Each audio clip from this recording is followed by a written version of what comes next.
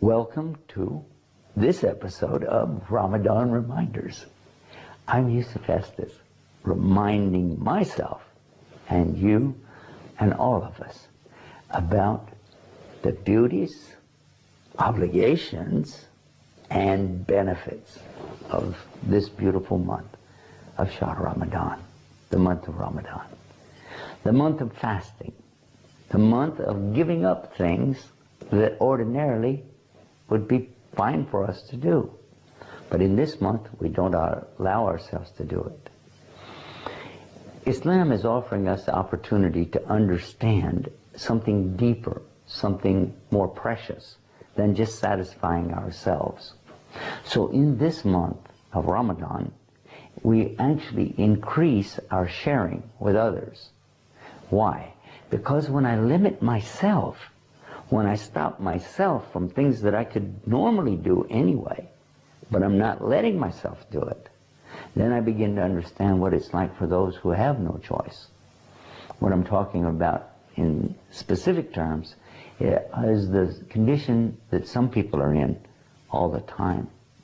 There are those human beings, our brothers and our sisters in humanity on this earth today, who don't have food.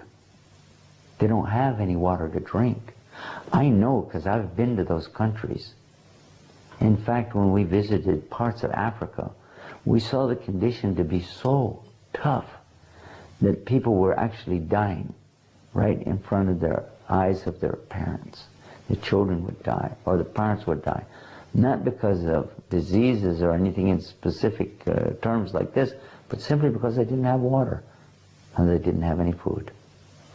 So when the Muslims are fasting and staying away from food and staying away from water or drink, then we begin to understand the feeling, what it's like to have the stomach be empty.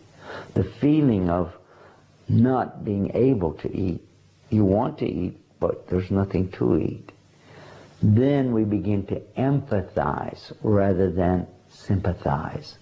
To have sympathy for somebody is when you say, oh, you know, you poor baby, oh, wish we could help.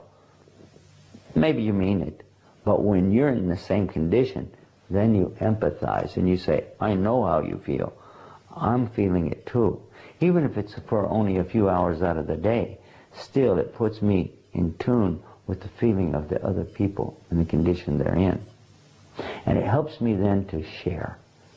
And that's one of the most beautiful parts about being a Muslim, is the desire inside to share.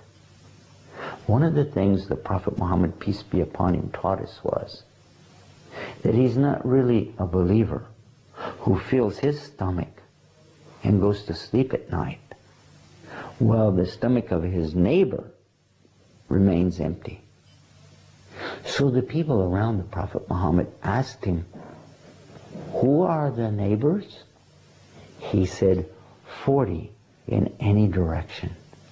So it's not just a teaching or a suggestion.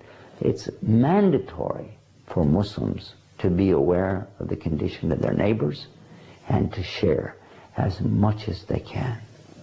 And certainly when you're fasting, you're aware of it a lot more. And then when it comes time to break the fast, oh, I can't wait to share. Not that I want to just break my own fast, but I would like to bring these people off the street or take food to them in the street. Guys, here's some food, here's some bread, water, whatever I have. Even if I have a carrot, let's cut it up. Even if I have a banana, let's slice it up. Even if I have a cake, we'll do the same with that. We're going to show how much we really appreciate what Allah gave us. Those few hours a day of abstaining from the things that we normally could do really teach us a lot about the condition of others and help us to be those people who remember, are reminded, and then we share. We share this beautiful feeling in this beautiful month of Ramadan. Visit our website, Ramadan Reminders, to learn more about this. That's www.ramadanreminders.com. And then until next time, this is Yusuf Estes for Ramadan Reminders. wishing you peace. Wassalamu alaikum rahmatullah. بالنور أشرق والهدى رمضان والخير أقبل وارتقى الإيمان. بالنور أشرق والهدى رمضان والخير أقبل وارتقى الإيمان. والمسلمون الصائمون تأهبوا كالجند في سوح الوغى فرسان.